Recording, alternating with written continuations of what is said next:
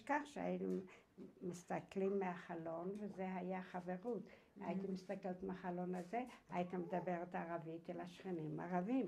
הייתי מתקרבת בחלון ההוא, אז הייתי... I want you to tell it. 1 second, אז we're הייתי changing the sets. מדברת. 1 second, 1 second, 1 second, 1 second.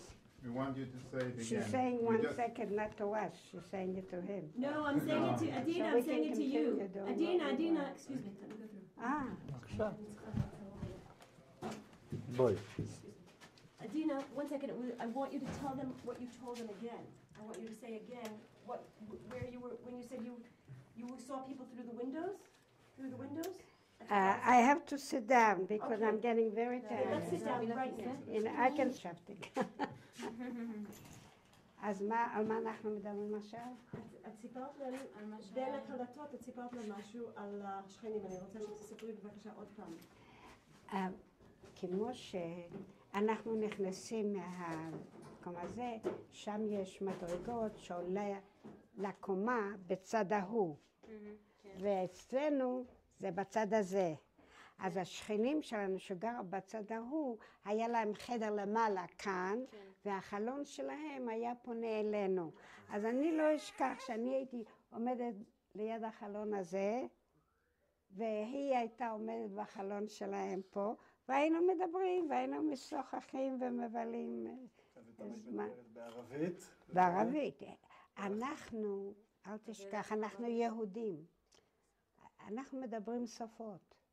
לשון בשבילנו זה טבעי. אצלם יותר משפה אחת, גם אצל האנגלים לא יותר משפה אחת. אצל האנגלים יש רק שפה אחת, אבל לנו יש כמה שפות. ואנחנו רגילים ללמוד שפות. אז אנחנו איתם דיברתי ערבית, בבית ספר דיברתי אנגלית. למה אני אומר בית ספר אנגלית? מפני שבית ספר, the public school, בית ספר העממי, אז היה התחלה של ההסתדרות העובדים. הם למדו לעשות שביתות. ויומם ולילה הם עשו שביתות, הם חשבו שזה הדבר הכי גדול, התרבותי יותר מכל דבר אחר. אז היו כל כך הרבה שביתות, ואנחנו הילדים התחלנו לשחק בחוץ, בחול, ונהיינו מלוכלכים. והאימא שלי פעם הסתכלה מהחלון, והיא אמרה, תראו, הילדה הנחמדה הזאת, תראו איך היא נראית מלוכלכה, עם חול וכל זה. אוי ואבוי, מה קורה? אז הם החליטו שיוציאו אותי מבית ספר עממי, שמו אותי in a private English school for girls, and I grew up like that. אז... Please talk to them because it's look like you... מה? Talk to them. I talk to you, בסדר. So, לא תודה, אני עוד לא. מה קרה פה בזמן, כאילו את היית פה בזמן הפרעות, נכון? מה קרה פה עם השכנים בזמן הפרעות? אז אני רוצה להגיד לך, אני גדלתי לפני הפרעות. היחסים שלנו עם השכנים הערבים היו מאוד יותר קרובים. אנחנו אחואן מן חליב. אנחנו אחים מחלב האם. הסבתא שלי הייתה חולה, אז השכנה הערבייה העניקה אותה. כשהסבתא שלהם הייתה חולה, אז הסבתא שלי העניקה אותם. היינו מאוד מאוד קרובים. ואני זוכרת שאחרי שהתחתנתי, זה הדבר הראשון, התחתנתי, כבר היינו הרבה שנים בארצות הברית. הבאתי את בעלי רצה לראות איפה כל הסיפור הזה קרה. אז הבאתי אותו הנה, והבאתי אותו לשכנים הערבים, ואיך הם חיבקו אותי, ואיך הם נשקו אותי. איך נחואן מן חליב. אנחנו ילדים מהחלב של האימא שלנו, שהאימא שלי לא הרגישה טוב, האימא שלהם, הערבייה העניקה אותנו. כשהערבייה הייתה חולה, האימא שלי הייתה מניקה את הילדים הערבים. איך נחואן מן חליב. אנחנו אחים מחלב האם. אז מי שנותן לנו את החלב, עושה, יאללה, זה... כשמשהו קרה ביניכם, היה, כאילו כשהיה בעיות בחוץ, מה קרה ביניכם? הבעיות, אני מדברת עכשיו על התחלת 1900 נגיד, אוקיי? אז ב-1920 לא היו סוג מלחמות כמו שיש היום. היום זה whose country this is, של מי המדינה, אז לא היה כזה דבר. אז היה תחדלו להרוג יהודים. יהודים תחדלו לקחת את הבתים שלנו, את השדות שלנו. אבל הם לא הרגו, אנחנו לא פחדנו שערבי יהרוג אותנו, ושערבים היו פחות מתורבתים כמו מאיתנו. אנחנו, הילדים, תמיד הלכנו לבית ספר. לא הילדים הערבים. לא הלכו לבית ספר, אני לא חושבת אם היה בית ספר אפילו. אז הם שיחקו, whatever they did, ואנחנו היינו בבית ספר. As a matter of fact, אחרי זמן מה,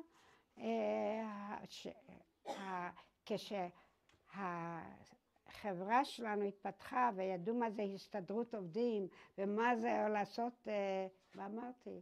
שביתות, יומם ולילה, אז האימהות שלנו כבר לא יכלו לסבול את זה, אנחנו היינו משחקים בחולות, לא בבית ספר. אז האימא שלי בחרה לשלוח אותי to the private English school for girls במושבה הגרמנית. How did you get there? How did I get to the מושבה הגרמנית? זאת שאלה טובה.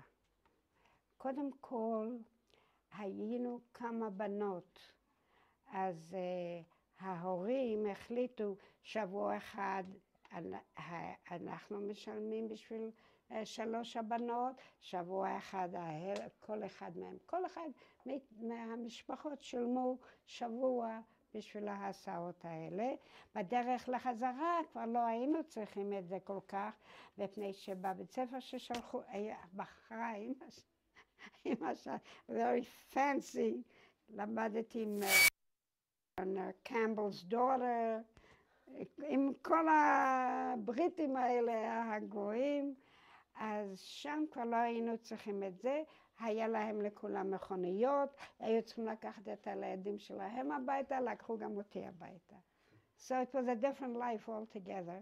זה היה לי יותר מוכן, כשבאתי לארצות הברית, I was more fancy than the Americans, I was British.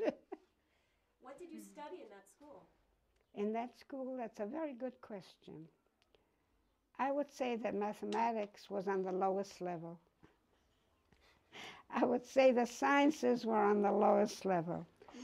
But what we did study was culture. הנימוסים שאנחנו גדלנו בבית ספר היו כאלה שההורים שלנו מאוד נהנים. הם יכלו להלביש אותי בשמלה יקרה יפה שהאימא שלי תפרה, וידעה שאני אחזור, שהשמלה נראית בדיוק כמו כשלבשתי אותה. לא ככה בבית ספר העממי. חזרו עם שמלות מלוכלכות. וששיחקנו בחולות, בחצר, ככה, כל זה. So, הבית ספר הזה היה מאוד מתורבת. אני אומרת לך מי היה שם. The governor's daughter, the minister's daughter, כל אלה ה-fancy British וה-fancy Arabs. אתם לא יודעים כמה fancy Arabs היו כאן. הערבים ידעו איך להתלבש על התרבות האנגלית יותר טוב אפילו מאיתנו. הם היו, הבנות הערביות שהיו איתי בבית ספר והאנגליות. כמובן האנגליות הם אלה שבאו לבית ובאו כל זה. הערביות היו, ההורים היו חברים וכל זה, אבל זה היה different. Where did you learn about Jewish topics? About what? Jewish topics, maybe Torah or That's a very good question. אז קודם כל, עד 6 הכיתות הראשונות עדיין הייתי בבית ספר לדוגמה.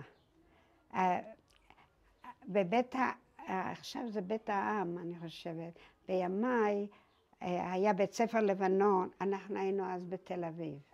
אז בית ספר לבנון היה the public school for the Jewish girls, והיה גם בתי ספר פרטיים פנסי.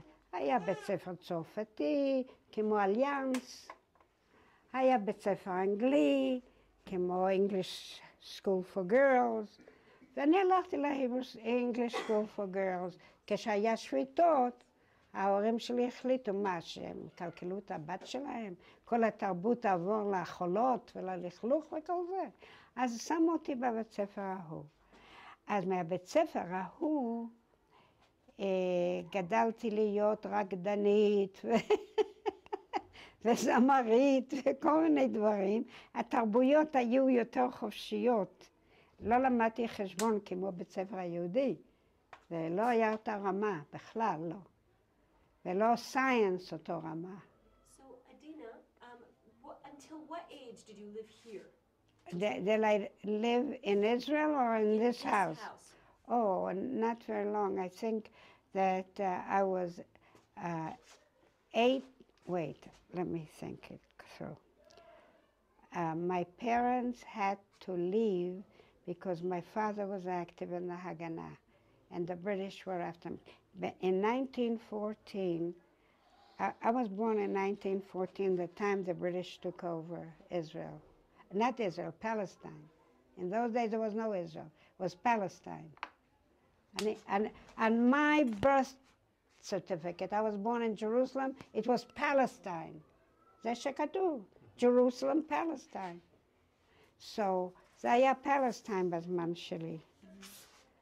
אז מה שאלת אותי? What year, how old were you when you lived here? When When you lived in this house? Oh, in this house? How old were you? Okay. אז כמה היית? הייתי בין 4 ו8, בין 8 ו12 הייתי בבאר שבע כבר. אז כאן הייתי בין 4 ו8. ומגיל של עדי? כאן בין 4 ו8. עד 4 הייתי בבתי נייטנס הייזה, בתי נייטן, מול בתי מחסה? מאה שערים. And then one last question, and then we have to go. So do I. Yes, בבתי yes. מחסה אני לא יודעת שם. Where do you know where you went to tefillah here? What Beit Knesset did you go to when you were Okay. living here in this house? It's a good question. My father and like his friend, there were a lot of great Batei Knesset בעיר העתיקה. And also my father learned to be a scribe, a Torah scribe. זה היה המקצוע שלו בהתחלה. My grandfather was a Torah scribe. אז כאן היו הרבה דברים כאלה, אבל אני לא ידעתי קרוא וכתוב. לא הייתי בבית ספר שיושבים על ספסל, with a desk in front of you. I never saw it until, believe it or not, until I was 8 or 10 years old. לא ראיתי דבר כזה. אבל כשחזרנו מבאר שבע, אני לא ידעתי קרוא וכתוב עד שהייתי בת 10. לא ידעתי מה זה ספר. לא יודעת. ואני, I ended up being a professor at the Hebrew University. עד So שהיית where did בת you 10 go לא to? ידעת. Where did you go? איפה התחללתם? בזמני, אנשים לא הלכו לבית כנסת. Let's not kid ourselves. אל תחשבו שהלכנו לבית כנסת. האימא שלי התפללה בבית. מתי היא הלכה לבית כנסת? ראש השנה ויום כיפור, והיא הלכה ליסקר או להזכרת נשמות או משהו כזה. האנשים הלכו לבית כנסת. אבל הם התפללו בבית. אז אני למדתי להתפלל מהאימא שלי. לא מאבא שלי, לא מהבית כנסת, לא מהבית ספר, מהאימא שלי. And what did you do? איזה תפילות אמרת? איזה תפילות? כמו שאני מתפללת היום. שמע ישראל. ועוד סידור, עם שמע ישראל ועם 18 אדוני שפתי תפתח. זה אותו דבר. אנחנו היום מתפללים באותן תפילות שהסבא שלי התפלל. ההבדל הוא שהיות ואנחנו גרנו כל כך הרבה שנים בארצות הברית, אז גם יש לנו סידור באנגלית. והיה בית כנסת, את יודעת איזה בית כנסת אבא שלך הלך פה? שהוא היה פה? אני לא יכולה להגיד לך איזה בית כנסת, אני רק יודעת שהרבה מהאנשים לא הלכו לבית כנסת, הלכו לכותל. אבל האבא שלי הלך לבית כנסת. אני לא זוכרת איזה בית כנסת. הייתי יותר מדי קטנה, כשהייתי בת 4 כבר עזבנו את המקום הזה. אוקיי, עכשיו אנחנו נעצור. ניצנה, לכי אחורה. אז אני הייתי ילדה גדולה, הייתי בת 18. תסתכלו עליה שהיא מדברת איתך. ההורים, האבא שלי היה בכור במשפחה שלו. האימא שלי הייתה אז, בימים ההם, בן שש... קטן ימינה בבקשה. אפילו אם תרד, לא, ימינה שלך. זהו, ככה. אז איפה אנחנו? אמרת שאז כבר בנו בתים בעיר החדשה. אז בהתחלה עזבנו את ירושלים מפני שהאבא שלי ברח מהבריטים. אז קודם היינו בתל אביב, שם הוא קיבל משרה כרב שוחט ומוהל. אז אחר כך הבריטים הלכו אחריו לתל אביב, אז אמרו לו לברוח לחדרה. אז בגיל שהייתי בין 4 ו8 גרנו בחדרה. ובחדרה, קודם כל הבגדים שלנו השתנו. שני, דיברנו רק עברית, לא ערבית ויידיש וכל מיני דברים כאלה. והדבר המקסים בתל אביב, אנחנו גרנו ברחוב הירקון. קודם גרנו שנה ביפו, רחוב יפו, זה הגבול בין תל אביב ויפו. אני לא אשכח את המקום הזה, אבל עברנו לגור ברחוב הירקון, שזה המקום החדש, המקום המודרני, כן? אז הלכתי שם לבית ספר ואני לא אהבתי את זה, אני לא יודעת למה. זה היה... הם רצו ללמד את הילדים עברית, אבל אני גדלתי בבית דוברי עברית. אז בשבילי, איך שהם התייחסו לעברית, כאילו שצריך ללמוד את זה. שפה זרה קצת. אני גדלתי עם זה, מה אתם רוצים? ואני הרגשתי שהם... אני הולכת להגיד משהו שאולי אתם לא... זה לא יפה להגיד. אוקיי, תמשיכו לדבר ואז ברכה. אוקיי. איפה אנחנו? כשבאנו לתל אביב, בשבילי זה היה משהו תהפיך של חיים. בית ספר עברי, לבוש כמו ילדים שבאים מאנגליה, צרפת או משהו כזה, לא כמו השטומברים האלה. זה היה ממש, ואני אז נפתח בית ספר שנקרא בית ספר לדוגמה. אבא שלי היה חבר בוועד החינוך העברי. אז הוא יכל לשים אותי, הפרוטקציה שלו, להכניס אותי לאיזה בית ספר הכי טוב, אם זה היה בשכונה שלנו או לא בשכונה שלנו. שנייה, one second. Adina, I want to ask you one last question. Yes. You told me about living in this house and having a wedding Friday morning, and you had to leave early because the Arab neighbors told you that you should leave the house. Do you remember something like my this? My Arab neighbors never told us to leave the house, so I can tell you that we came here on a Friday. Yeah. And I don't know if it was a holiday and we made a wedding here, maybe, whatever. But I want you to know that we didn't have anywhere to eat by the time my husband and I came here. The Arab neighbors moved, no, the Arab neighbors lived on this side, and the Kohanim, מה קוראים להם? עטרת הכהנים, took our 3 floors. So what we came was just to visit. We no longer lived here. We only lived here until, first I was up to the age of 8. The age of 8, my father accepted a post as a Zionist, as a Hagana, to accept a position in Beersheba. They wanted to establish a Jewish community in Beersheba. There were no Jews in Beersheba. So a Jewish family by the name of Gordon had the guts to say they're going to open a Tachanat Kemach in Beersheba. in Beersheba. But I want to know about the last days that you lived in this house. The last days I lived in this house, Do you remember when you were 8 years old? yes. From here, we went on to Beersheba. Yeah. But what do you remember about leaving this house? I don't remember leaving this house, but I do remember what I lived in this house. So in those days, they tried to have a kindergarten. I don't remember that it survived. They tried to have a Kita Aleph and Kita Bet. And I remember that I attended, it was across the street. Don't do that, you scare me. זה לא כואב לי. אל תחשוב שהכאבת לי, אבל אתה הבהלת אותי. So, across the street was something like a Teret Kohanim. I'm not saying it was a Teret Kohanim of today, but it was something about Kohanim. Something Jewish? And they had some kind of classes where, but I didn't know how to read or write until I was 10 years old. I wasn't in a real school.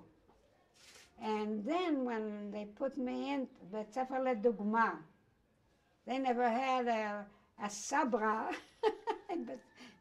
in Tel Aviv, a sabra who didn't know how to read and write. But of course I learned, and I became a very active part of the whole school. And as a matter of fact, I decided a new approach to Tanakh, which they accepted then in many schools, and they sent me throughout the country. Tanakh, ביטוי פרקי התנ"ך דרך הרקדה, דרך ריקוד. And I showed how what's her name went up and cried. Many parts of the Bible are very dramatic. And they have women who are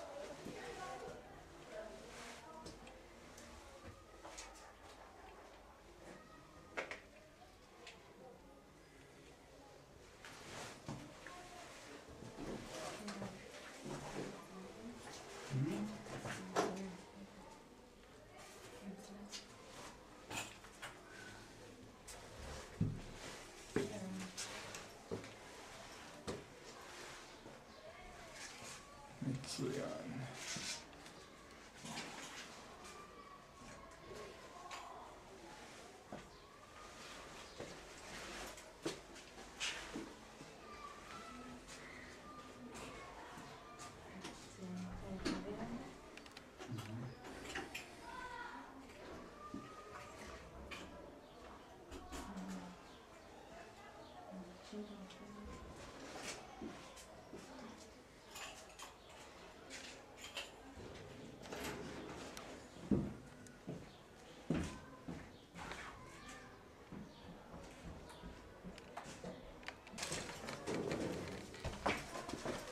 עכשיו המלך. ראש שלך ליד החורבה, כי אי אפשר להגיד את זה עכשיו. מה זה? הרכב הקטן הזה.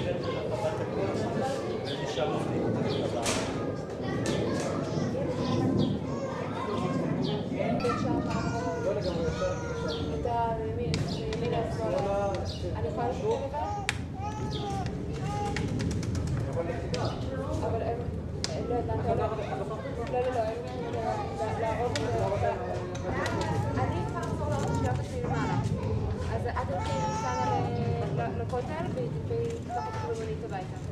בסדר? אז אני נפרדת עכשיו.